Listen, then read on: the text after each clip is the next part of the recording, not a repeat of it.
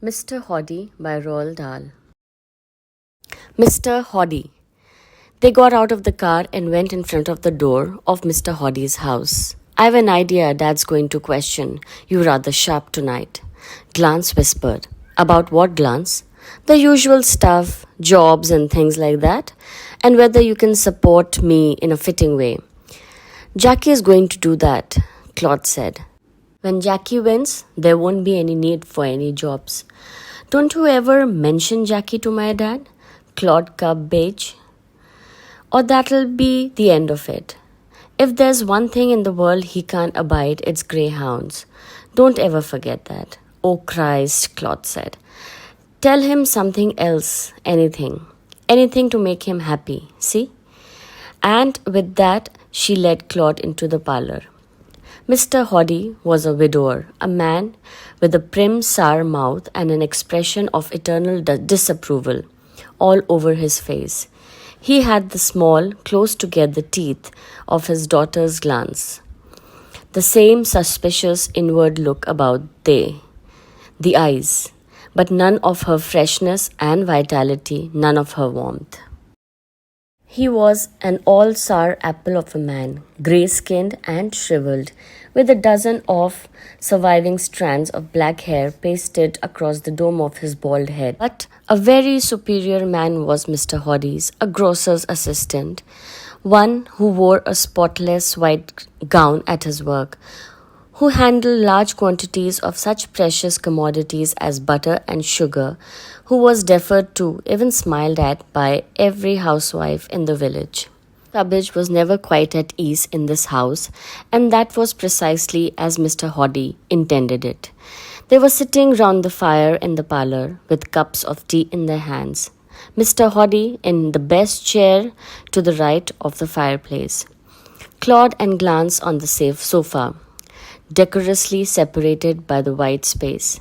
The younger daughter, Ada, was on the hard, upright chair to the left, and they made a little circle round the fire, a stiff, tense little circle, primly tea-sipping. Yes, Mr. Hoddy, Claus was saying, you can be quite sure both Gordon and me got quite a number of nice little ideas up our sleeves this very moment.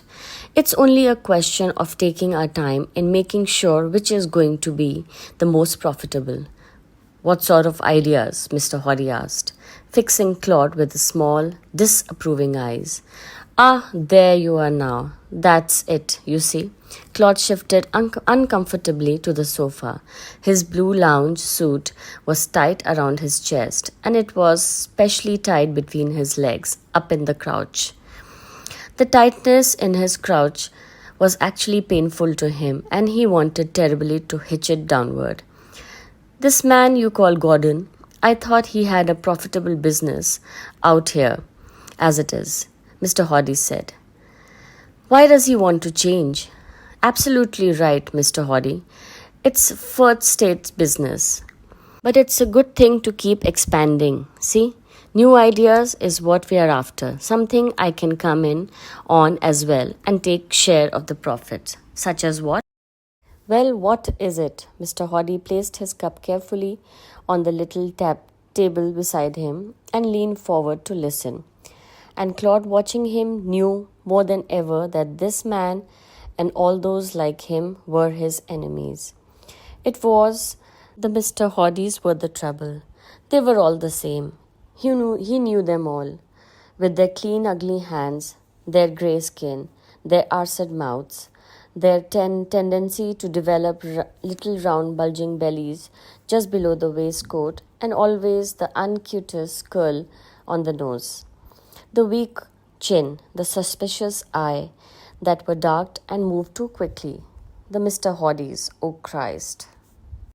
Mr. Hoddy was eating a slice of currant cake, nibbling it round the edges, and his small mouth was like the mouth of a caterpillar biting a tiny curved slice out of the edge of a leaf. Such as what? He asked again. There's long conferences, Mr. Hoddy, takes place every day between Gordon and me about these different matters of business. Such as what? He's repeated, relentless. Glance glanced sideways at Claude, encouraging. Claude turned his large, slow eyes upon Mr. Hoddy, and he was silent. He wished Mr. Hoddy wouldn't push him around like this, always shooting questions at him and glaring at him and acting just exactly like he was a bloody adjutant or something. Such as what? Mr. Hoddy said, and this time Claude knew that he was not going to let go. Also, his instinct warned him that the old man was trying to create a crisis. Well, now, he said, breathing deep, I don't really want to get into the details until we got it properly worked out. All we are going so far is turning our ideas over in our minds. See? All I am asking, Mr. Hoddy, irritably, is what sort of business are you contemplating? I presume that it's respectable. Now, please, Mr. Hoddy, you don't for one moment think we'd even so much as consider anything that wasn't absolutely and entirely respectable, do you? Mr. Hoddy grunted, stirring his tea slowly, watching Claude. Glance sat mute and fearful on the sofa, gazing into the fire. I've never been in favor of starting a business, Mr. Hoddy pronounced, defending his own failure at that line. A good, respectable job is all a man should wish for. Respectable job in respectable surroundings. Too much hokey pokey in business for my liking. The thing is this, Claude said, desperate now. All I want is to provide my wife with everything she can possibly desire. A house to live in, and furniture, and a flower garden, and a washing machine, and all the best things in the world. That's what I want to do. And you can't do that on an ordinary wage. Now, can you? It's impossible to get enough money to do that unless you go into the business, Mr. Hoddy. You surely agree with me there. Mr. Hoddy, who had worked for an ordinary wage all his life, didn't much like this point of view. And don't you think I provide everything my family wants, might I ask? Oh, yes, and more, Claude cried fervently. And you've got a super duper job, Mr. Hoddy, and that makes all the difference. But what sort of business are you thinking of? The man persisted. Claude sipped his tea and gave himself a little more time, and he couldn't help wondering how the miserable old bastard's face would look if he simply up and told him the truth right here and then. If he'd said, what we've got, Mr. Hoddy, is if you really want to know, is a couple of greyhounds and one is perfect ringer for the other, and we are going to bring off the biggest goddamn gamble in the history of flapping sea. He'd like to watch the old bastard's face if he said that. He really would. They were all waiting for him to proceed now, sitting there with cups of tea in their hands, staring at him and waiting for him to say something good. Well, he said, speaking very slowly because he was thinking deep. I've been pondering something a long time now. Something as'll make more money even than Gordon's second-hand cars or anything else come to that. And practically no expense involved. That's better, he told himself. Keep going long like that. And what might that be? Something to queer, Mr. Hoddy. There isn't one in a million would even believe it. Well, what is it? It's an absolute gold mine, Mr. Hoddy, honestly it is. I'll believe that when I hear it. It's a thing so simple and amazing, most people wouldn't even bother to do it. He had it now. Something he had actually been thinking seriously about for a long time. Something he'd always wanted to do. He leaned across and put his teacup carefully on the table beside Mr. Hoddy's. Then, not knowing what to do with his hands, placed them on his knee, palms downward. Well, come on, man, what is it? It's maggots, Claude answered softly. Mr. Hoddy jerked back as though someone had squirted water in his face. Maggots? He said, aghast. Maggots? What on earth do you mean, maggots? Claude had forgotten that this word was almost mentionable in any self-respecting grocer's shop. Ira began to giggle. but Clarice glanced at her malignantly. The giggle died in on her mouth. That's where the money is. Starting a maggot factory. Are you trying to be funny? Honestly, Mr. Hoddy, it may sound a bit queer, but that's simply because you never heard of it before. But it's a gold mine. A maggot factory? Really? Now? Cabbage? Please be sensible. Glance wished her dad didn't call him cabbage.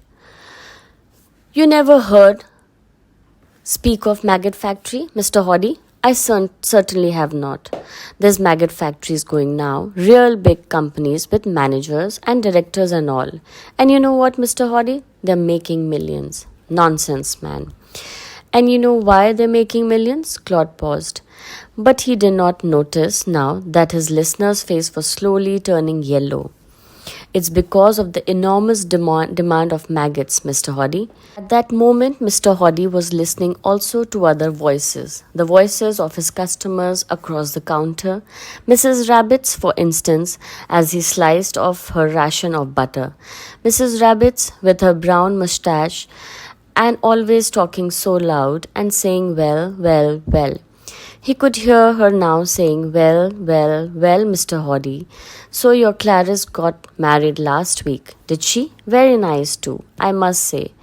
And what was it you said her husband does, Mr. Hoddy? He owns a maggot factory, Mrs. Rabbit's.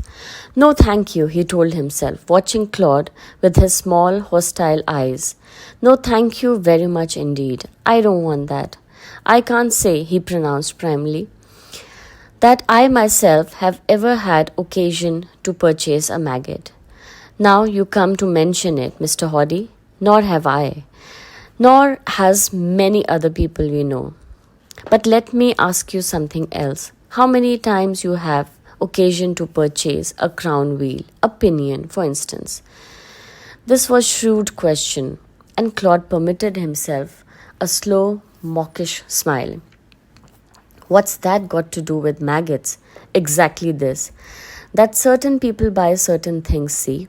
You never bought a crown wheel and pinion in your life. But that don't say, isn't men getting rich this very moment making them? Because there is.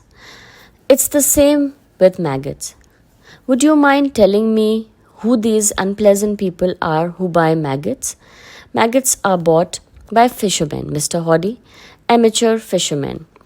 There's thousands and thousands of fishermen all over the country going out every weekend fishing the rivers, and all of them wanting maggots, willing to pay good money for them too.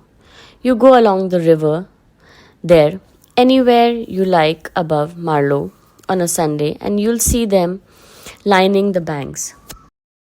Sitting there one beside the other, simply lining the banks of both sides. Those men don't buy maggots. They go down the bottom of the garden and dig worms. Now that's just where you're wrong, Mr. Hoddy. If you'll allow me to say so, that's just where you're absolutely wrong. They want maggots, not worms. In that case, they get their own maggots.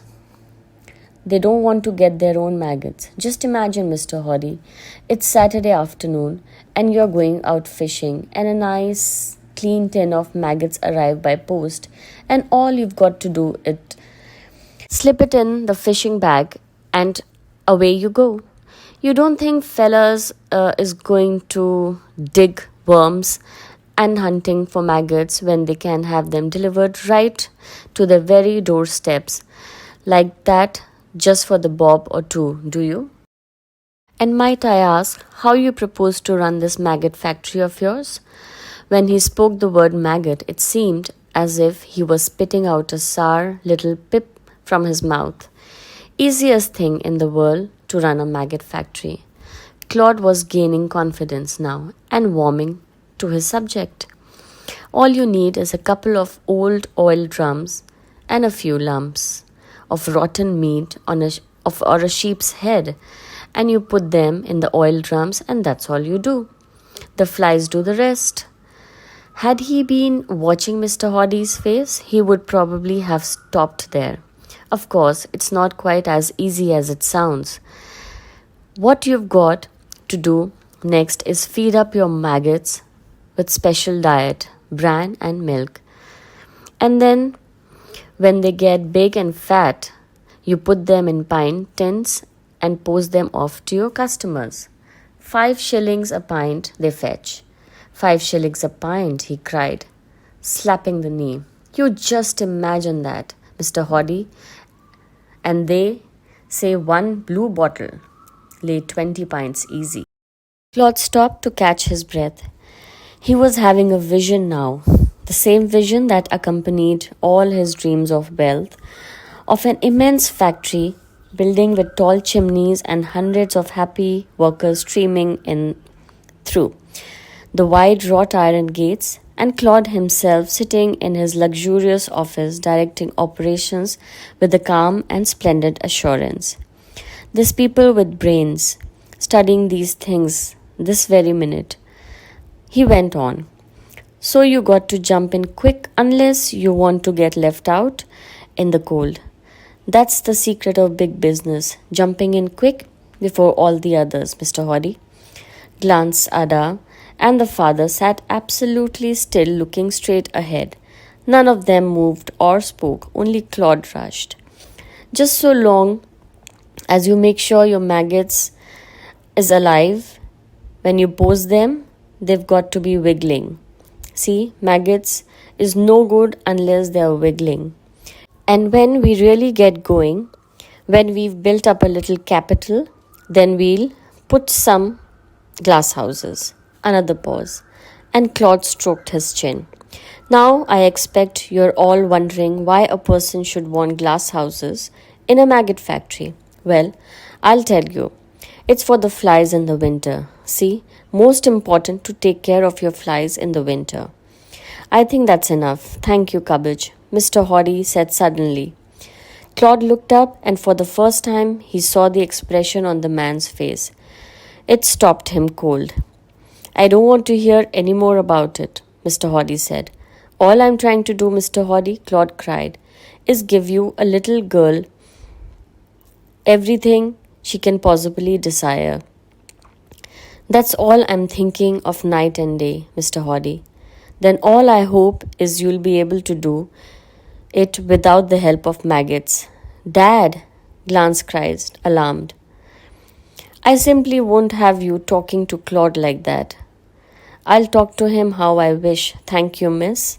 I think it's time I was getting along, Claude said. Good night.